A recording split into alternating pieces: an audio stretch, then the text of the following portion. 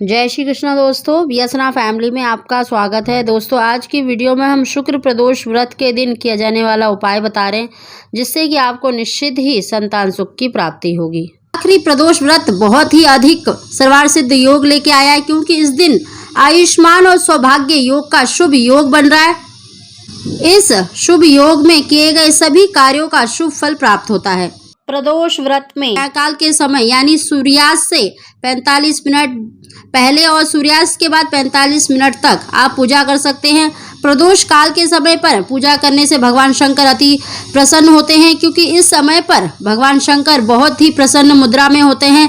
जो भी भक्त इस समय पर भगवान शंकर का पूजन करता है, माता पार्वती का पूजन करता है, तो भगवान शंकर अति शीघ्र प्रसन्न हो जाते हैं। साथ ही दोस्तों इस दिन भगवान शंकर को क्या अर्पित करना चाहिए, शिवलिंग पर एक वस्तु कौन सी चढ़ानी चाहिए जिससे कि हमारी मनोकामना पूरी हो, चाहे आपकी कोई भी मनोकामना हो, उसके लिए आप शिवलिंग पर एक वस्तु अवश्य अर्पित करें। और आप सभी जानते हैं कि प्रदोष व्रत संतान की प्राप्ति के लिए ही रखा जाता है, और इसके अलावा भी देखिए आपकी जो भी मनोकामना है उसके लिए भी अगर प्रदोष व्रत किया जाता है तो निश्चित ही उसकी मनोकामना पूरी होती है।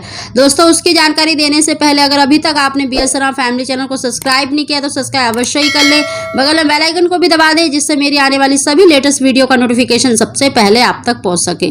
कि आखिरी प्रदोष व्रत है तो इस दिन भगवान शंकर का विधि विधान से पूजन अवश्य करें। आप दूध में थोड़ा सा केसर डालकर या फिर आप पंचामृत बनाकर शिवलिंग का अभिषेक अवश्य करें। यानी अगर गाय का दूध गाय का घी मिल जाए तो बहुत ही श्रेष्ठ है।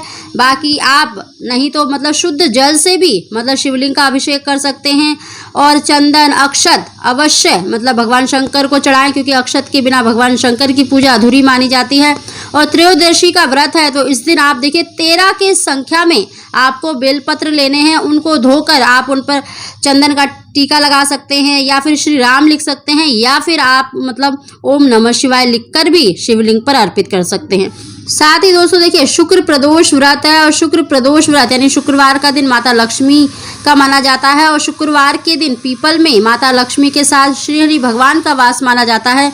तो आपको जो उपाय करना है, देखिए आपको एक पीपल का पत्ता लेना है, उसको धोकर आपको चंदन से श्री लिखना है। और अपनी मनोकामना के लिए आपको देखिए एक मुट्ठी अक्षत लेने हैं, और साथ ही आपको एक मुट्ठी गेहूं लेने हैं। अगर आपकी संतान की इच्छा है तो आप गेहूं भी ले सकते हैं, नहीं तो सिर्फ एक मुट्ठी चावल यानी अक्षत लेकर अपनी मनोकामना बोलकर, और साथ ही उस पे अगर आपके पास देखिए गुड़हल का फूल हो, लाल रंग का कोई भी फूल ले सकते हैं, नहीं तो आप पीले रंग का या सफ़ेद रंग का फूल ले सकते हैं, उसके ऊपर रखें। और साथ ही 1 रुपये का या 10 का सिक्का रखकर आप अपनी मनोकामना बोलकर शिवलिंग पर इसको चढ़ा दें। दोस्तों व्रत है शुक्र प्रदोष व्रत है, और माता लक्ष्मी का पीपल में और श्री हरि भगवान का वास माना जाता है, और भगवान शंकर के आराध्य हैं श्री रामचंद्र जी। तो आप इस दिन पीपल के पत्ते पर ही अगर ये वस्तु रखकर अर्पित करते हैं तो शीघ्र ही आपकी जो मनोकामना है वो अवश्य पूरी होती है। साथ ही दोस्तों गणेश जी का पूजन अवश्य करें, शिव परिवार का पूजन करें, विधि विधान से पूजन करेंगे सच्चे मन से, तो यकीन मानिए आपकी जो मनोकामना है वो अवश्य पूरी होगी। साथ ही दोस्तों प्रदोष व्रत में देखिए चूरमे का भोग लगाया जाता है, तो इस दिन चूरमे का भोग अवश्य लगाएं, और जो भी वहां पर उपस्थित हो प्रसाद स्वरूप सभी को बांटें। घर परिवार में सभी सदस्यों को भी अवश्य बांटें, और प्रसाद से ही आपको अपना व्रत खोलना चाहिए। उसके बाद देखिए अगर आप व्रत करते हैं तो मीठा भोजन कर सकते हैं, अगर आप व्रत नहीं भी करते तो चूरमे का भोग लगाकर आप प्रसाद के रूप में उसको ग्रहण अवश्य करें।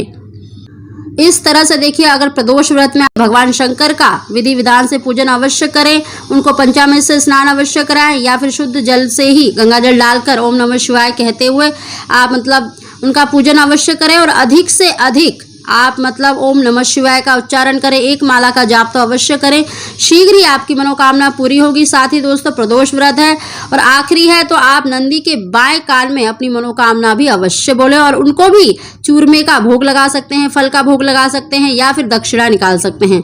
इस तरह से अगर आप प्रदोष व्रत में देखिए सायकाल के समय होता है, यानी सूर्यास्त से 45 मिनट पहले और सूर्यास्त के बाद 45 मिनट तक, यानी आपको 8 बजे से पहले पूजा कर लेनी है। निश्चित ही आपकी जो मनोकामना है अवश्य पूरी होगी, क्योंकि इस दिन सर्वार्थ सिद्ध योग बन रहा है, क्योंकि आयुष्मान और सौभाग्य योग का सहयोग बन रहा है। तो इस दिन आप अवश्य पूजन करें तो निश्चित ही आपकी जो मनोकामना है पूरी होगी।